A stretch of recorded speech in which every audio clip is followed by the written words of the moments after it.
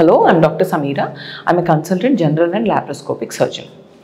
So, ఇవాళ నేను varicose veins problem ఉన్న వాళ్ళు ఎలాంటి లైఫ్ స్టైల్ మోడిఫికేషన్స్ చేసుకోవాలి అని నేను కొన్ని టిప్స్ ఇస్తాను. సో ఈ varicose veins అనేది ఒక లైఫ్ స్టైల్ డిజార్డర్.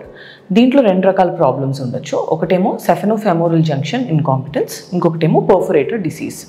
సో ఈ రెండిట్లో ఏది ఉంది, ఏ స్టేజ్లో ఉంది డిసీజ్ అనేది కూడా మనం చూసుకోవాలి.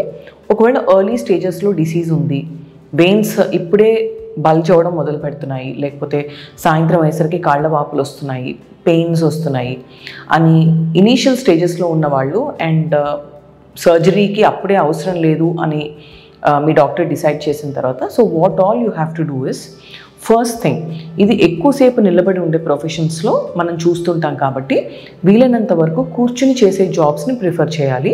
ఒకవేళ తప్పనిసరిగా నిలబడే ఉండాలి అని అనుకుంటే all through the day elastic stockings వేసుకుని ఉండాలి. And every half an hour నిలబడితే ఒక 5 to 10 minutes you have to rest and elevate your లిమ్.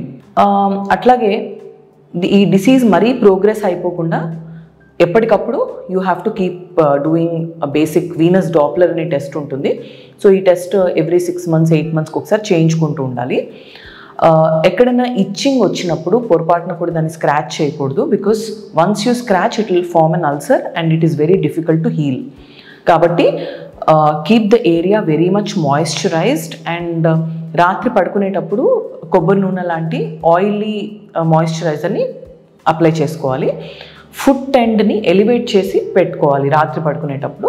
And elastic stockings especially చాలామంది అది కన్సిస్టెంట్గా వాడటంలో ఫెయిల్ అవుతూ ఉంటారు, because it is not convenient అనుకుంటారు, లేకపోతే ఫర్ అదర్ రీజన్స్. ఈ ఎలాస్టిక్ స్టాకింగ్స్ అనేవి చాలా యూస్ఫుల్. ఒకవేళ సర్జరీ చేసిన తర్వాత కూడా ఇవి కంటిన్యూస్గా వాడితే మళ్ళీ రాకుండా కూడా ఆపుకోవచ్చు. సో ఎలాస్టిక్ స్టాకింగ్స్ అనేవి ఒక లైఫ్ స్టైల్లో ఇంక్లూడ్ చేసేసుకోవాలి, దాన్ని అలవాటు చేసుకోవాలి. This is a very important step in treating varicose veins.